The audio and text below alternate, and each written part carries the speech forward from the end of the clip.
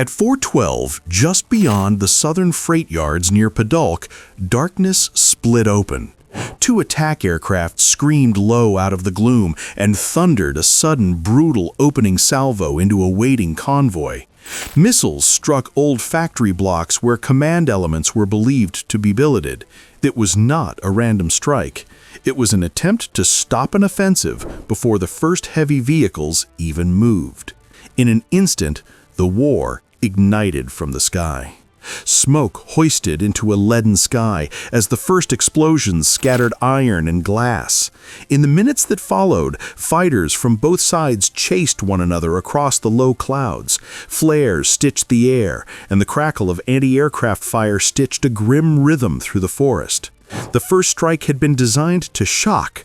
What followed would be the answer. From above the cloud banks, a formation of Ukrainian fighters dove into the zone.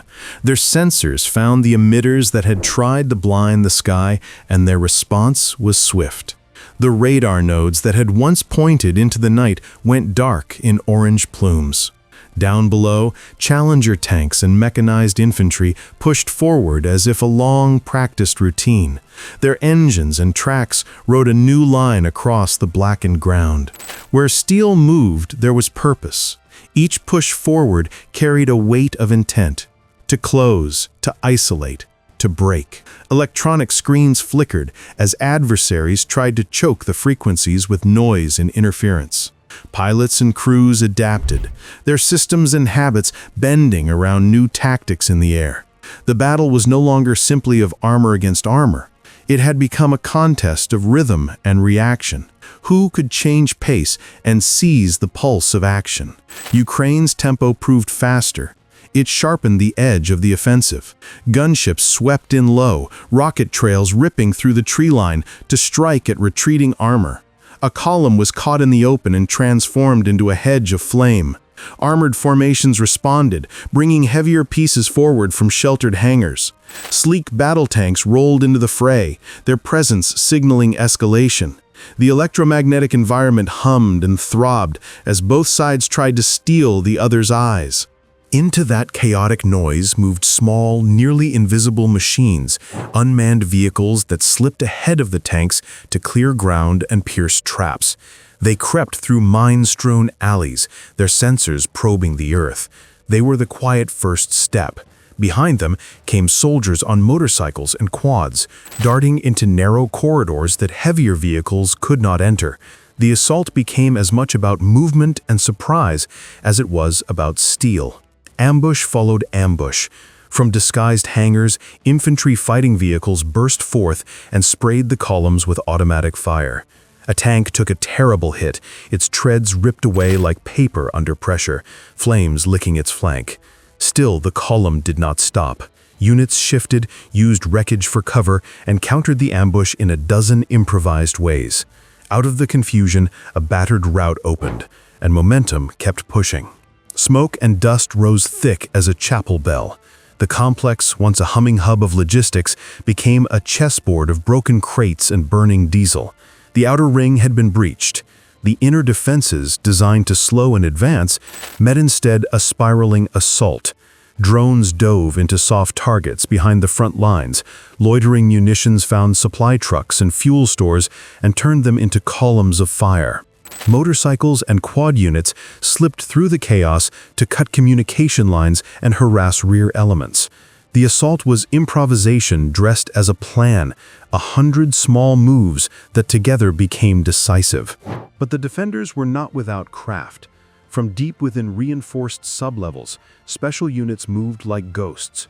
They emerged through service corridors and elevator shafts, striking at the soft skin of the invasion. The sudden counterstroke hit a drone relay and blacked out a swath of Overwatch. Rockets from farther back arced into the air and burst in scaffolds of shrapnel. Medical units stuttered. For a moment, the advance felt like it might stall under clever, brutal pressure. That pause was temporary. A robot, repurposed from a clearance role, rotated its gun and held the ambush in place. Fire missions adjusted, and long-range rocket systems, already repositioned for the plan, struck the forward operating post where the enemy had attempted to hide. Secondary detonations sent showers of sparks into the sky and turned predator into prey. The ambush dissolved. The outer defenses frayed, then broke. Inside the compound, infantry teams moved methodically, clearing hangars and storage sheds in rapid, practiced sweeps. The fight descended into the kind of close quarters where training and nerves collide. A wounded technician was dragged from a ruin and spared. Rules of engagement held when they could. In the center of the complex, an overpass and rail overhangs offered the only route deeper into the logistics heart. An engineering team slid in and placed charges at structural points. Minutes later, that bridge thundered down into concrete dust and streaming metal, severing the obvious lines of reinforcement and turning planned resupplies into impossible detours. As that avenue fell, groups of mechanized infantry pressed the advantage. Drones circling above stitched together a live mosaic of the battlefield. Feeds were handed down to gunners and drivers who used them to find the seams in the defense. In one corridor, a pair of tanks stalked through a breach and found a command node hastily established beside a communication mast. It was abandoned in the panic. One well-placed round was enough to turn it into a heap of twisted metal. Within minutes, Ukrainian cyber teams, light and mobile, clipped into the wrecked gear and turned whatever signals remained into their own. Radio traffic redirected. Replacement orders vanished in the static. The defenders who had expected to call for support found themselves suddenly isolated. The center of the logistics complex began to combust in earnest. Munitions bunkers and fuel yards erupted in towering columns of fire, their smoke drifting like a black shroud across the industrial plain. A carefully timed set of strikes collapsed the depot's core. One moment the ground hummed with tension, the next the sky bloomed with light and noise. The defenders were forced to pull back, not in disorder, but in calculated withdrawal. They had to preserve men and what remained of their equipment. Those who withdrew found roads turned to traps. Seismic devices and motion-triggered charges had been placed along likely counterattack routes. A BTR rolled into one of those prepared points and was consumed in an instant, its crew thrown into harsh silence. From above, the drone mosaic captured the retreat in cold detail. Convoys abandoned, caches burned, satellite relays smoked out. When the smoke finally thinned, dawn revealed a gutted supply hub. Where tanks and trucks had once moved with purpose, now lay tangled metal and smoldering crates. Rail lines were warped. Storage halls lay in ruins. The loss was tactical and strategic at once. The depot had fed artillery, fuel, and the quiet machinery that keeps an army moving. Without it, pieces that depended on those supplies had to stop, reroute, or slow, each delay multiplying into broader consequences across the field. Ukraine did not stay to gloat. Under the same discipline that had selected the targets and shaped the assault, units disengaged in measured formations, leaving behind sensors and small robotic sentries to watch the smoldering perimeter. The zone was not occupied. It was fenced and watched, a silent testament to control without overreach. In the hush that followed, a single soldier paused beside a wounded man half buried in the dirt. He did not raise his weapon. He set a dressing in a steady hand and walked on. That small human act threaded through the destruction. Even amid the thunder of engines and the crack of ordnance, the rules that separate soldiers from monsters still held. The operation had been surgical in its effect and ruthless in its efficiency. In less than half a day, the logistics backbone that once supplied a broad swath of the front had been dismantled, its arteries severed. Fuel lines lay in blackened runs. Ammunition bunkers were ash. The defenders had been forced to recalculate, to pull forces from other sectors, to buy time where they had planned momentum. But the deeper implication was psychological. If a hub so deep behind the lines could be cracked so decisively, what of other bastions?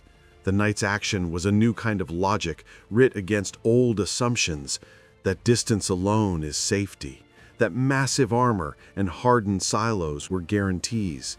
In the new fights, information and timing Small machines and human courage could fold space and render those guarantees precarious. As the last units faded into the tree line and command nets reassembled under new, brittle conditions, the landscape lay quiet but charged. The sounds of battle receded into echoes, but their effects rippled outward. Supply chains rerouted, commanders reconsidered, and the front shifted subtly but irrevocably. The depot's ruins would smolder for days, a warning painted in ash for those who thought themselves secure. And over it all, a lone drone kept watch for a while longer, a small blinking presence in a battered sky, until, satisfied the zone was isolated, it turned away and melted back into the pale morning. A small machine among many events that together had changed the map